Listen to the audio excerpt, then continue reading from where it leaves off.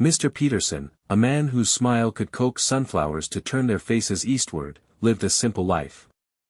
His days were filled with the quiet joy of tending his garden, a vibrant splash of color in the otherwise neatly manicured lawns of Willow Creek Estates. He wasn't a man of grand ambitions or loud pronouncements. Give him a packet of seeds, a sunny afternoon, and the gentle hum of bees, and he was content.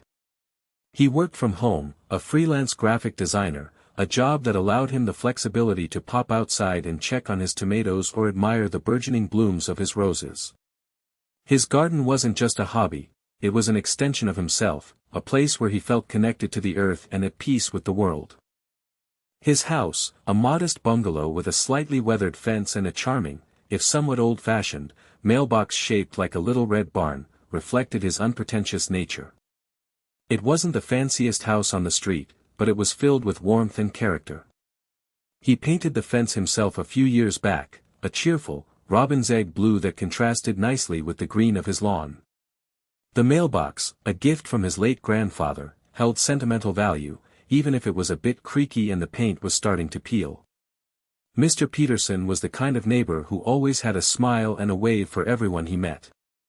He'd offer fresh vegetables from his garden to those who passed by, and he was always willing to lend a helping hand, whether it was carrying groceries or jump-starting a car. He believed in the power of community and the importance of being a good neighbor.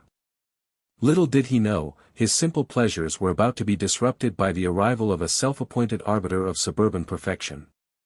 His peaceful existence was about to be challenged by someone who saw his quirky garden, his blue fence, and his beloved mailbox not as charming expressions of individuality, but as violations of the sacred covenant of conformity. The idyllic peace of Willow Creek Estates was about to be shattered, all thanks to a woman named Mrs. Higgins, who considered herself the neighborhood's self-appointed guardian of good taste. And Mr. Peterson was firmly in her sights. While Mr. Peterson cultivated roses and friendships, Mrs. Higgins cultivated grievances. Her lawn was an immaculate, emerald carpet, perfectly edged and weed-free. Her hedges were trimmed with laser precision, forming a fortress of green around her perfectly symmetrical colonial home. Every detail, from the gleaming white paint to the precisely placed window boxes overflowing with petunias, screamed order and conformity. Mrs. Higgins saw herself as the protector of Willow Creek Estates, the unwavering guardian against anything that dared to deviate from her rigid definition of acceptable. She was the self-appointed enforcer of the HOA rules, a role she embraced with unwavering zeal. The slightest infraction, a misplaced garbage can, a slightly overgrown hedge, a rogue dandelion daring to sprout in a sidewalk crack, all were met with swift and decisive action, usually in the form of a strongly worded letter or a phone call to the HOA president. She spent her days peering out from behind her pristine lace curtains, her eyes scanning the neighborhood for any signs of disorder. Her life revolved around maintaining the perfect facade, and she expected everyone else to do the same. The vibrant, almost chaotic, beauty of Mr. Peterson's garden was an affront to her sensibilities. The blue fence, a splash of color in a sea of beige and white, was an eyesore. And the little red barn mailbox? Utterly unacceptable. She saw Mr. Peterson as a threat to the carefully curated image of Willow Creek Estates, a rebel who dared to challenge the established order. He was, in her eyes, a blight on the neighborhood, and she was determined to bring him into compliance, whether he liked it or not. Her mission started subtly, with thinly veiled, friendly suggestions about the benefits of a more uniform landscape. But when Mr. Peterson politely declined to replace his fence or tear up his garden, Mrs. Higgins' tactics escalated. The gloves were off, and Mr. Peterson's peaceful existence was about to be irrevocably changed. He may have been a lover of sunflowers and friendly waves, but he was about to find himself in a battle against a force of nature, a HOA Karen in full bloom. The first salvo in Mrs. Higgins' campaign was a casual, almost conversational, remark made during one of Mr. Peterson's gardening sessions. "Oh, Mr. Peterson," she chirped, her voice dripping with a saccharine sweetness that barely masked the underlying disapproval, "your garden is certainly unique. Are you aware that the HOA has guidelines regarding the types of plants allowed?" Mr. Peterson, ever the polite neighbor, straightened up from weeding his petunias and smiled. "Good morning, Mrs. Higgins. I wasn't aware of any specific restrictions, no. I just plant what I like." Mrs. Higgins' smile tightened. "Well, I would hate for you to receive a violation notice. Some of those wildflowers, for instance, might be considered weeds. And that climbing ivy on your fence. It's so uncontrolled." Mr. Peterson chuckled. "The bees seem to like the wildflowers, and the ivy provides a nice bit of shade for my cucumbers." Undeterred, Mrs. Higgins moved on to her next target. "And that fence, Mr. Peterson. The color is bold. Has it been recently painted?" "I don't recall approving that particular shade of blue." "I painted it myself a few years ago," Mr. Peterson replied, his smile beginning to fade slightly. "I thought it added a bit of cheer." "Cheer is all well and good, Mr. Peterson, but conformity is also important." "And that mailbox." She practically sputtered the words. "A little red barn. Really? It's so rustic." Mr. Peterson's good nature was starting to wear thin. "It was my grandfather's," he said, his voice hardening slightly. "It has sentimental value." "Sentimental value doesn't always align with property values, Mr. Peterson," Mrs. Higgins retorted, her voice laced with condescension. "I suggest you review the HOA guidelines regarding acceptable mailbox styles. You might be surprised at what you find." With that, she turned on her heel and marched back to her perfectly manicured lawn, leaving Mr. Peterson staring after her, his hands covered in dirt and his heart filled with a growing sense of unease. He knew this was just the beginning. The HOA Karen had locked onto her target, and she wouldn't rest until she achieved suburban perfection, even if it meant crushing the spirit of a kind and gentle soul. Mr. Peterson, initially inclined to dismiss Mrs. Higgins' comments as the eccentricities of a busybody, soon realized her intentions were far more serious. The casual remarks became more frequent, more pointed, and increasingly intrusive. Every time he stepped outside to tend his garden, Mrs. Higgins seemed to materialize, ready with a fresh critique. "That ivy is looking particularly overgrown today, Mr. Peterson," she'd say, her eyes narrowed with disapproval. "It's starting to encroach on my property line." Or, "Are you aware that your petunias are attracting bees? My husband is allergic, you know." The mailbox became a constant source of contention. "Honestly, Mr. Peterson, that thing is an eyesore. It's practically falling apart. You should really consider replacing it with something more modern."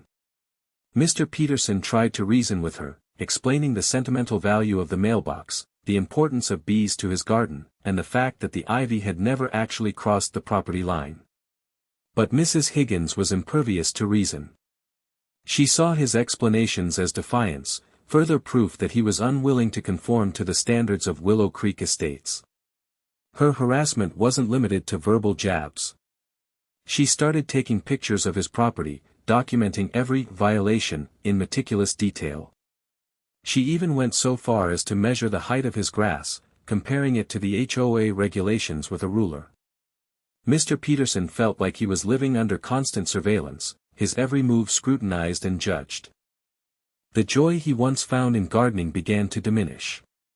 He started to avoid spending time in his yard, afraid of encountering Mrs. Higgins and her relentless criticism. The vibrant colors of his garden seemed to fade, mirroring the growing sense of gloom that had settled over his life. He felt trapped, a prisoner in his own home, all thanks to the unwavering determination of one HOA Karen. The peace he had cherished was gone, replaced by a constant anxiety and a growing resentment towards his neighbor and the restrictive rules that governed their community. He knew he couldn't continue living like this. Something had to change. Despite the growing cloud of anxiety, Mr. Peterson initially attempted to resolve the situation peacefully. He believed that if he could just explain his perspective to Mrs. Higgins, she might understand and ease up on her relentless campaign. He tried several times to engage her in a calm and rational conversation, hoping to find some common ground. One afternoon, As Mrs. Higgins was meticulously inspecting his mailbox, Mr. Peterson approached her with a tray of freshly baked cookies. "Mrs. Higgins," he began, offering her the tray, "I was hoping we could talk. I understand you have some concerns about my property, and I'd like to address them." Mrs. Higgins accepted a cookie, but her expression remained stern. "There's nothing to discuss, Mr. Peterson. You're in violation of several HOA regulations, and I've already reported them." Mr. Peterson sighed. "But I've tried to explain about the mailbox. It was my grandfather's. It means a lot to me." "Sentimental value is irrelevant," Mrs. Higgins retorted, taking a bite of the cookie. "The regulations are clear, mailboxes must conform to a certain style and material. Yours does not." He tried to explain about his garden, how the wildflowers attracted bees that pollinated his vegetables, how the ivy provided shade and beauty. But Mrs. Higgins wasn't listening. She was fixated on the rules, on the importance of maintaining the pristine image of Willow Creek Estates. "I'm not trying to cause trouble, Mrs. Higgins," Mr. Peterson pleaded. "I just want to enjoy my property." "Then follow the rules, Mr. Peterson," she snapped. "It's not that difficult." Realizing that reasoning with Mrs. Higgins was futile, Mr. Peterson decided to appeal to the HOA directly. He wrote a detailed letter explaining his situation, outlining the sentimental value of the mailbox, the ecological benefits of his garden, and the fact that his property posed no actual threat to the community. He included photos and testimonials from other neighbors who appreciated his garden and his friendly demeanor. But Mrs. Higgins had already been hard at work, flooding the HOA with complaints and photographic evidence of Mr. Peterson's violations. She portrayed him as a rogue element, a scofflaw who disregarded the rules and threatened the property values of the entire neighborhood. The HOA, swayed by Mrs. Higgins' relentless pressure and her meticulous documentation, sided with her. Mr. Peterson's pleas fell on deaf ears. He was now officially in violation, and the warnings were just the beginning. The warning letters started arriving with alarming regularity. Crisp, official-looking envelopes, emblazoned with the Willow Creek Estates HOA logo, landed in Mr. Peterson's tacky mailbox, each one a fresh blow to his already dwindling peace of mind. The first letter addressed the unapproved color of his fence, citing Section 3(2)(b) of the HOA regulations, which stipulated that all fences must be painted in one of 3 approved shades of beige. He was given 30 days to repaint his fence in compliance or face a fine. The second letter concerned his unruly garden, specifically the presence of wildflowers and the excessive growth of ivy. He was instructed to remove all unapproved plants and trim the ivy back to a manageable level within 2 weeks. The third letter, and perhaps the most infuriating, addressed his non-compliant mailbox. It stated that his Little Red Barn mailbox was a violation of Section 4(1)(a), which mandated that all mailboxes must be of a standard, uniform design, available for purchase at a specific hardware store. He was given 10 days to replace his grandfather's mailbox or face further penalties. Each letter was accompanied by photographic evidence of his violations, presumably supplied by Mrs. Higgins, who seemed to be documenting his every move with the zeal of a private investigator. The letters were written in a cold, impersonal tone, devoid of any empathy or understanding. They treated Mr. Peterson not as a valued member of the community, but as a troublesome nuisance. The fines associated with these violations were substantial, enough to put a significant dent in Mr. Peterson's freelance income. The stress of dealing with the HOA, the constant threat of fines, and the unrelenting harassment from Mrs. Higgins began to take a toll on his health. He lost sleep, his appetite diminished, and he found it difficult to concentrate on his work. His once cheerful demeanor faded, replaced by a weary resignation. He felt helpless, overwhelmed by the bureaucratic machinery of the HOA and the vindictive nature of his neighbor. The vibrant colors of his garden seemed to mock him, a constant reminder of the joy he had lost. But amidst the despair, a flicker of defiance began to ignite within him. He refused to be bullied into submission. He wouldn't let Mrs. Higgins and the HOA steal his joy and his sense of belonging. He needed a plan, a way to fight back and reclaim his peace of mind. And that's when he had an idea. The idea that sparked within Mr. Peterson was both audacious and empowering. He would run for a position on the HOA board. He realized that complaining from the sidelines would get him nowhere. The only way to truly change the system was to become a part of it. The decision wasn't easy. Mr. Peterson was a private person, not naturally inclined to politics or confrontation. The thought of campaigning, of putting himself out there and facing potential rejection, filled him with anxiety. But the alternative, continuing to live under the oppressive thumb of Mrs. Higgins and the inflexible HOA, was even more unbearable. He spent days researching the HOA bylaws, familiarizing himself with the election process and the responsibilities of a board member. He discovered that the HOA was governed by a set of rules and regulations that were, in many cases, outdated, unreasonable, and selectively enforced. He saw an opportunity to not only address his own situation but also to improve the quality of life for everyone in Willow Creek Estates. He imagined a more inclusive and tolerant community, one where individuality was celebrated, not suppressed. He envisioned a set of HOA rules that were fair, flexible, and focused on promoting harmony, not enforcing conformity. He pictured gardens bursting with color and character, fences painted in a rainbow of hues, and mailboxes that reflected the unique personalities of their owners. The more he thought about it, the more determined he became. He knew he couldn't do it alone. He needed to rally support from his neighbors, to convince them that a change was possible. He started by talking to the people he knew, sharing his experiences and listening to their concerns. He discovered that many of them felt the same way he did, frustrated by the HOA's strict rules and the lack of flexibility. He realized that Mrs. Higgins wasn't the only one who cared about Willow Creek Estates. There were plenty of other residents who wanted to create a more welcoming and vibrant community. He decided to tap into that desire for change, to build a coalition of neighbors who were willing to stand up for what they believed in. His campaign wouldn't be about him, it would be about them, about creating a better future for Willow Creek Estates. And so, Mr. Peterson, the quiet gardener, transformed himself into a candidate for change, ready to take on the HOA and rewrite the rulebook. Mr. Peterson's campaign began with a simple knock on a neighbor's door. Armed with a smile, a tray of homemade cookies, and a genuine desire to listen, he set out to connect with the residents of Willow Creek Estates. He didn't have a fancy campaign slogan or glossy brochures. His approach was more personal, more grassroots. He spent hours walking the streets, stopping to chat with people in their yards, at the park, and even at the local grocery store. He asked them about their experiences with the HOA, what they liked, what they disliked, and what changes they would like to see. He listened intently, taking notes and absorbing their concerns. He learned that many residents shared his frustrations with the HOA's strict rules and the lack of flexibility. Some were tired of the cookie-cutter uniformity, longing for the freedom to express their individuality through their gardens and homes.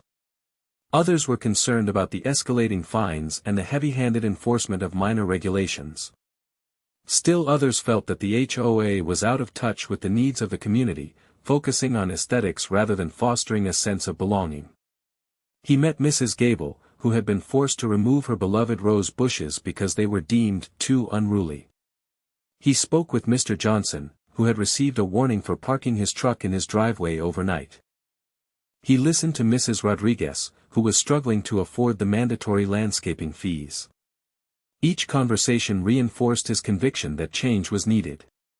He realized that his campaign wasn't just about his own personal grievances, it was about representing the voices of all those who felt unheard and unrepresented.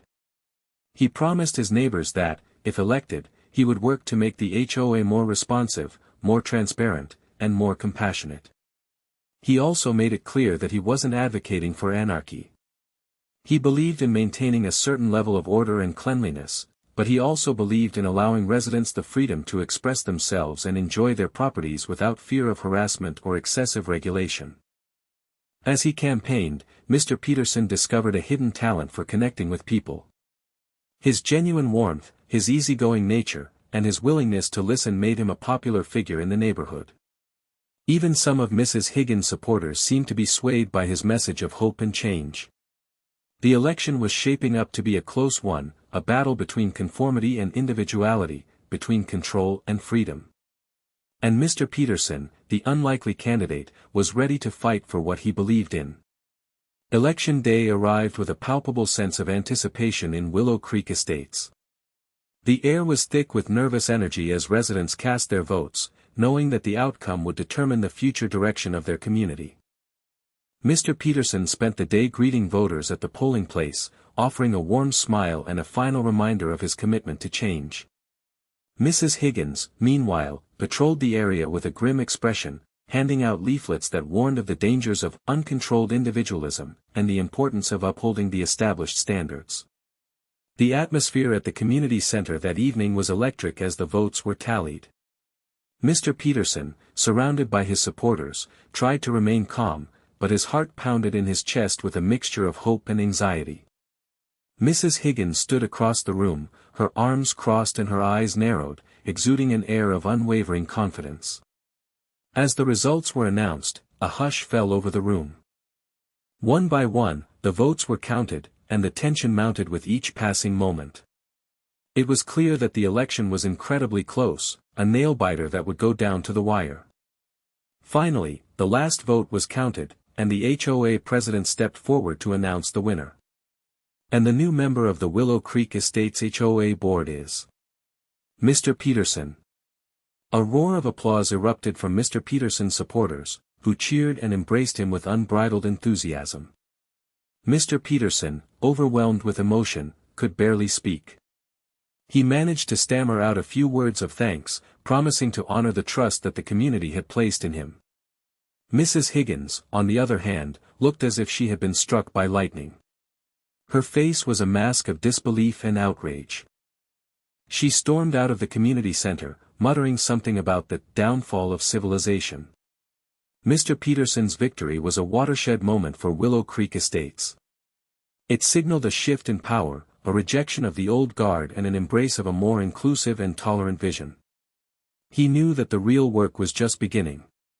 He now had the responsibility to deliver on his promises and to transform the HOA into an organization that served the needs of all residents, not just a select few. But as he looked out at the faces of his supporters, he felt a surge of confidence and determination. He was ready to take on the challenge, to rewrite the rulebook, and to create a better future for Willow Creek Estates. He had a lot of work to do, but he was ready to start. Mr. Peterson wasted no time in getting to work. He knew that rewriting the HOA rules would be a long and arduous process, but he was determined to see it through.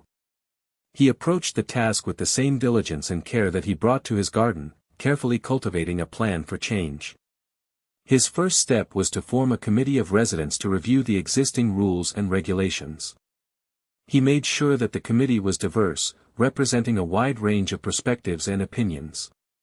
He wanted to ensure that everyone had a voice in the process. The committee met regularly, poring over the HOA bylaws, debating the merits of each rule, and brainstorming new solutions.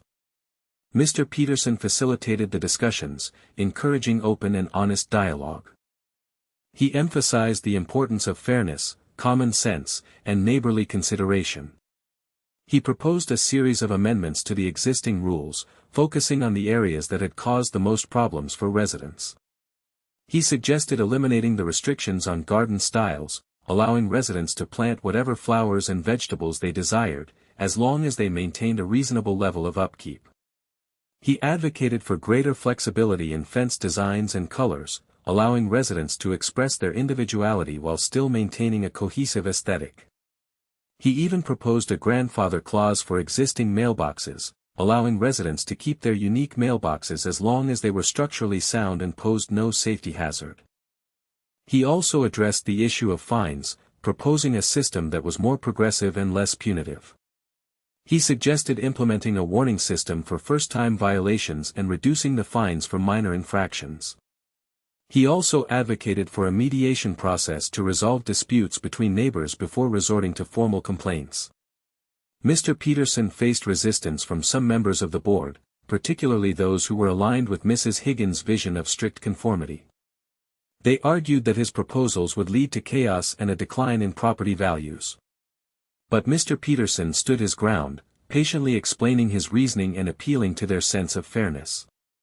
He reminded them that the purpose of the HOA was to serve the community, not to control it.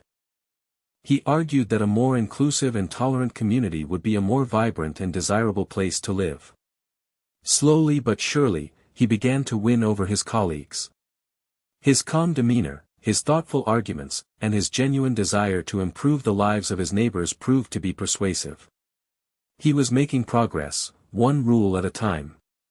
After months of meetings, debates, and revisions, Mr. Peterson's hard work finally paid off. The new HOA rules were put to a vote, and they passed with a resounding majority. The victory was a testament to Mr. Peterson's leadership and the growing desire for change in Willow Creek Estates. The implementation of the new rules brought about a visible transformation in the neighborhood. Gardens began to bloom with a riot of colors and textures, as residents embraced the freedom to plant whatever they pleased. Fences were painted in a spectrum of hues, reflecting the diverse personalities of their owners. And mailboxes, once relegated to a monotonous uniformity, sprouted in a variety of shapes and sizes, adding a touch of whimsy to the streetscape. Mrs. Gable proudly replanted her beloved rose bushes, their fragrant blooms filling her yard with beauty. Mr. Johnson parked his truck in his driveway without fear of receiving a warning. And Mrs. Rodriguez was relieved to see her landscaping fees reduced, easing the financial burden on her family. The atmosphere in Willow Creek Estates became noticeably more relaxed and friendly. Neighbors chatted with each other more often, sharing gardening tips and admiring each other's unique homes. The sense of community, which had been eroded by years of strict regulations, began to flourish once again. Mr. Peterson's own property, of course, was now fully compliant with the new rules. His blue fence, his vibrant garden, and his little red barn mailbox were no longer considered violations. They were simply expressions of his individuality, adding to the charm and character of the neighborhood. He could finally tend his garden in peace, without the fear of being harassed by Mrs. Higgins or receiving another warning letter from the HOA. The transformation of Willow Creek Estates was a powerful example of what could be achieved when people came together to challenge the status quo and create a more inclusive and tolerant community. It was a victory for individuality, for freedom, and for the power of neighborly consideration.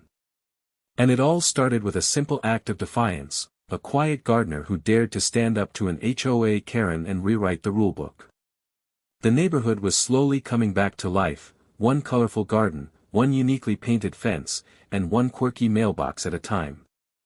The air felt lighter, the smiles brighter, and the sense of community stronger than ever before. Mrs. Higgins watched the transformation of Willow Creek Estates with a growing sense of dismay. The vibrant gardens, the colorful fences, and the quirky mailboxes were an affront to her sensibilities, a visual representation of the chaos and disorder she had fought so hard to prevent. She couldn't believe that Mr. Peterson, the quiet gardener she had once dismissed as a harmless eccentric, had managed to overturn everything she held dear. Her meticulously manicured lawns suddenly seemed dull and lifeless compared to the burgeoning gardens around her. Her perfectly symmetrical colonial home now looked sterile and unwelcoming next to the houses that had embraced their individuality. She reread the new HOA rules, her eyes scanning for any loophole or ambiguity that she could exploit. But there was nothing. The rules were clear and unambiguous, allowing for a wide range of personal expression while still maintaining a reasonable level of order. She realized with a sinking heart that her complaints were no longer valid. The very things she had railed against, Mr. Peterson's blue fence, his vibrant garden, and his little red barn mailbox, were now perfectly acceptable under the new regulations. The power she had once wielded, the ability to dictate the aesthetic standards of the neighborhood, had been stripped away. She felt like a general who had lost her army, a queen without a kingdom. Her reign of conformity was over. She tried to rally her remaining supporters, arguing that the new rules were a disaster, that they were destroying the property values of Willow Creek Estates. But her words fell on deaf ears. Many of her former allies had been won over by Mr. Peterson's message of inclusivity and tolerance. They saw the transformation of the neighborhood not as a decline, but as an improvement. Mrs. Higgins was left feeling isolated and irrelevant, a relic of a bygone era. She retreated into her perfectly symmetrical home, peering out from behind her pristine lace curtains, watching as Willow Creek Estates blossomed into a more vibrant and welcoming community without her. The world she knew, the world she had so carefully curated, was changing, and there was nothing she could do to stop it. The realization that she was no longer in control was a bitter pill to swallow. For the first time in a long time, Mrs. Higgins was speechless. The HOA Karen had been silenced, not by force, but by the overwhelming power of a community that had chosen to embrace individuality and freedom. With the weight of the HOA's restrictions lifted, Mr. Peterson rediscovered the simple joys of tending his garden. The sunflowers seemed to stand a little taller, the roses bloomed a little brighter, and the bees buzzed a little louder, as if celebrating his newfound freedom. He spent hours weeding, pruning, and planting, his hands covered in dirt and his heart filled with peace. He no longer had to worry about Mrs. Higgins peering over the fence, ready to pounce on any perceived violation. He could finally enjoy his property without fear or anxiety. His blue fence, once a symbol of rebellion, now stood as a testament to his resilience. It was a reminder that individuality was worth fighting for, that conformity shouldn't come at the expense of personal expression. He even added a few more whimsical touches, painting colorful flowers and butterflies along the bottom, further enhancing its charm. And his little red barn mailbox, the object of so much contention, remained proudly in place, a cherished reminder of his grandfather and a symbol of his unwavering commitment to preserving the things he loved. He gave it a fresh coat of paint, carefully preserving its rustic character, and added a small plaque that read, "Grandpa's Mailbox, a Piece of History." The warning letters from the HOA stopped arriving, replaced by friendly invitations to neighborhood gatherings and appreciative notes from his neighbors. He was once again a valued member of the community, not a troublesome nuisance. He often saw Mrs. Higgins peering out from behind her lace curtains, her expression a mixture of envy and disapproval. But he no longer felt intimidated by her gaze. He knew that he had won, not just for himself, but for everyone in Willow Creek Estates who valued freedom and individuality. He would wave to her, offering a friendly smile, but she would always turn away, unwilling to acknowledge the transformation that had taken place. He didn't hold it against her. He understood that it was difficult for her to let go of the past, to accept that her vision of conformity was no longer the dominant one. Mr. Peterson's garden became a popular gathering spot for his neighbors, who would often stop by to admire the flowers, share gardening tips, and simply enjoy the peaceful atmosphere. His property, once a source of conflict, had become a symbol of unity and community. He had not only reclaimed his own peace of mind but had also created a more welcoming and vibrant neighborhood for everyone to enjoy. The little red barn mailbox, the blue fence, and the colorful garden were now celebrated, not condemned, and Mr. Peterson could finally breathe easy. Old habits die hard, and Mrs. Higgins found it difficult to completely relinquish her role as the neighborhood's self-appointed enforcer. She tried to find new things to complain about, new ways to exert her control over the community. She started focusing on seemingly trivial matters, like the way people parked their cars, the type of holiday decorations they displayed, or the volume of their music.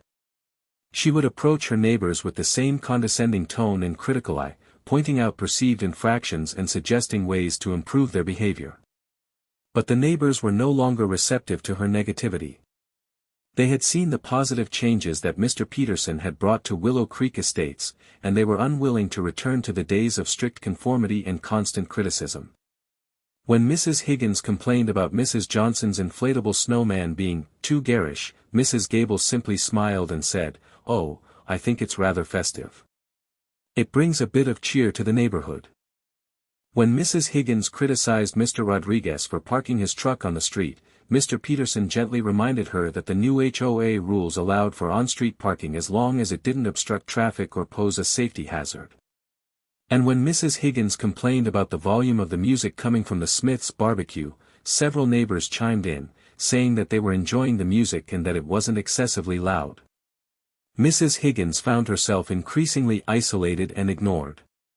Her complaints were met with polite smiles, gentle rebuttals, or simply a shrug of the shoulders. People were no longer afraid of her. They had discovered the power of community and the importance of standing up to unreasonable behavior.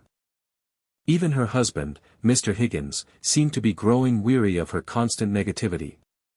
He had started spending more time at the community center, chatting with his neighbors and participating in the various activities that had been organized. He seemed to be enjoying the newfound sense of camaraderie in Willow Creek Estates. Mrs. Higgins' influence had waned, her voice drowned out by the chorus of laughter and conversation that now filled the neighborhood. She was no longer the queen of conformity, but simply an outlier, a reminder of a bygone era. The neighbors had learned that life was too short to be spent nitpicking and complaining. They preferred to focus on the positive, to celebrate their differences, and to build a community based on kindness and respect. And Mrs. Higgins, for the first time in a long time, was powerless to stop them. The transformation of Willow Creek Estates was more than just aesthetic, it was a fundamental shift in the community's atmosphere. Mr. Peterson's actions had created a more welcoming and friendly environment, where neighbors felt comfortable being themselves and celebrating their differences. The once sterile streets were now filled with laughter, conversation, and the sounds of children playing.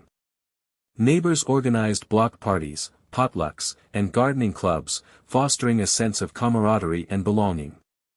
The community center, once a place of hushed meetings and bureaucratic procedures, became a hub of activity, hosting art classes, book clubs, and movie nights. People who had previously kept to themselves began to reach out to their neighbors, offering help and support. When Mrs. Rodriguez's car broke down, Mr. Johnson and Mr. Peterson were quick to offer their assistance, jump-starting her battery and driving her to work. When Mrs. Gable's dog got lost, the entire neighborhood joined in the search, eventually finding him safe and sound. Even Mr. Higgins, freed from the constraints of his wife's negativity, began to participate in the community's activities. He joined the gardening club, discovering a newfound passion for growing tomatoes and peppers. He even started chatting with Mr. Peterson, sharing gardening tips and admiring his vibrant flowers.